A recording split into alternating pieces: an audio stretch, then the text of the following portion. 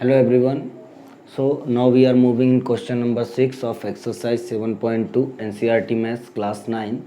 So in the question it is given triangle ABC is an isosceles triangle in which AB equal to AC. मतलब क्या है, यहाँ पे जो side AB और AC हैं आपस में कैसे हैं, इक्वल हैं. Side BA is produced to D. इस BA साइड को प्रोड्यूस किया जा रहा, मतलब बढ़ाया जा रहा है. किस पॉइंट तक बढ़ाया जा रहा है, D पॉइंट तक बढ़ाया जा रहा. इस प्रकार कि AD इक्वल टू AB हो जा रहा है. जितना AD है उतना ही क्या है, AB. ठीक है, एक तरह से कहा जाए तो BD साइड का मिड पॉइंट A है. So that triangle BCD is a right angle. So that angle BCD is a right angle. मतलब हमें BCD को क्या करना है, राइट एंगल प्रूफ करना है. ठीक है, तो चलिए देखते हैं. सबसे पहले क्या लिखेंगे, सॉल्यूशन में गिवन लिखेंगे. सो गिवन डायग्राम से हमेशा क्या दिया है हमको, AB इक्वल टू AC दिया हुआ है पहले.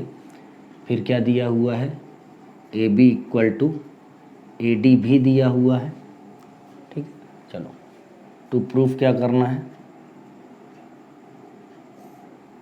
टू प्रूफ करना है angle BCD is equal to 90 degree. Right angle means 90 degree proof करना है हमको. चलो प्रूफ देखते हैं.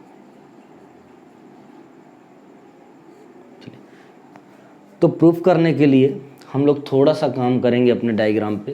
क्या करेंगे, हम लोग एंगल का नेमिंग कर लेंगे, नोटेशन. इसको मैंने 1 ले लिया, इसको 2 ले लिया, इसको 3 ले लिया, इसको 4 ले लिया. ठीक है, आप लोग भी ये ध्यान देंगे कि जब तक आप लोग डायग्राम में नेमिंग नहीं करेंगे आप अपने सॉल्यूशन में नहीं लिखेंगे. ठीक है, तो चलिए देखते हैं इसमें क्या लिखेंगे. In triangle ABC AB equal to AC. ये क्या है हमको गिवन था. तो अगर आप देखें, अगर AB AC की इक्वल है तो AB का अपोजिट एंगल 2 है और AC का अपोजिट एंगल क्या है, 1 है. तो क्या लिख सकते हैं हम लोग, therefore angle 2 is equal to angle 1. Reason में क्या आएगा, opposite angle of 2 equal sides. also of 2 equal sides are equal. इतना ही लिख देंगे तो भी चलेगा. ठीक है, ये मान लो हमने इसको इक्वेशन फर्स्ट मान लिया. ऐसे अगर हम देखें तो AB AD के इक्वल है. ठीक है, चलो यहाँ पे लिखते हैं. नाउ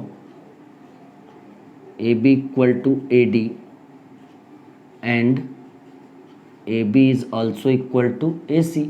अगर आप देखो तो दोनों दिया है, AB AC के भी इक्वल है, AB AD के भी इक्वल है.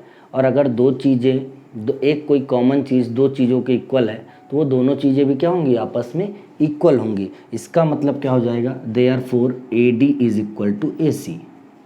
क्या होगा, AD और AC आपस में इक्वल हो जाएंगे. मतलब ये AD और AC आपस में क्या हो गए, इक्वल हो गए. और अगर AD AC आपस में इक्वल हो गए तो अगर आप लोग ध्यान से डायग्राम देखेंगे तो AC के सामने का एंगल 4 और AD के सामने का एंगल 3 भी आपस में इक्वल होगा. तो क्या मैं लिख सकता हूँ, therefore angle 3 is equal to angle 4. Reason, opposite angle of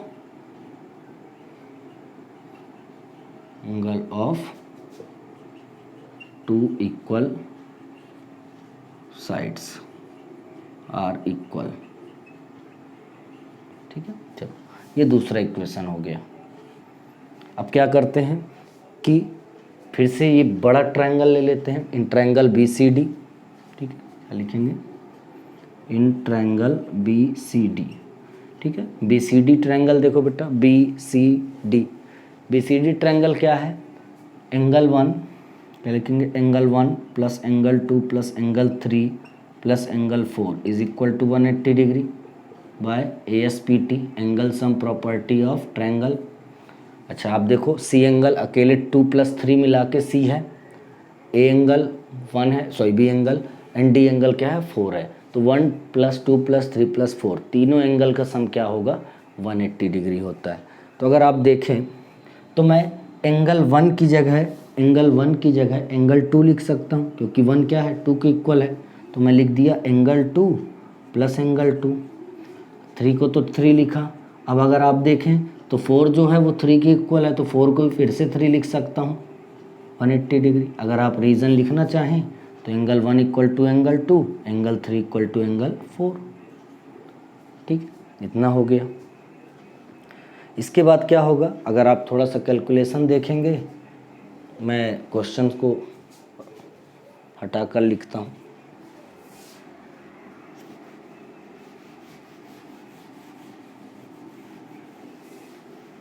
चलिए ठीक है, थोड़ा ऐसे कर, चलिए। तो 1 times angle 2, 1 more times angle 2 क्या हो जाएगा, 2 times angle 2 plus 1 times angle 3 plus 1 more time angle 3 क्या हो जाएगा, 2 times angle 3 is equal to 180 degree. ये 2 कॉमन ले लेंगे बेटा, तो angle 2 plus angle 3 is equal to 180 degree.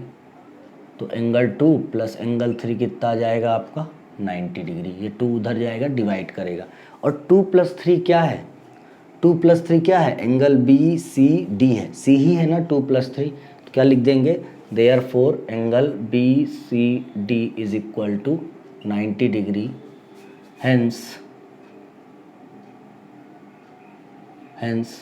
Angle B C D is right angle. ठीक है, इस तरीके से हमने क्या किया, एंगल बी सी डी को राइट एंगल प्रूव किया। I hope you understood. Please watch out next video for next question. Thank you.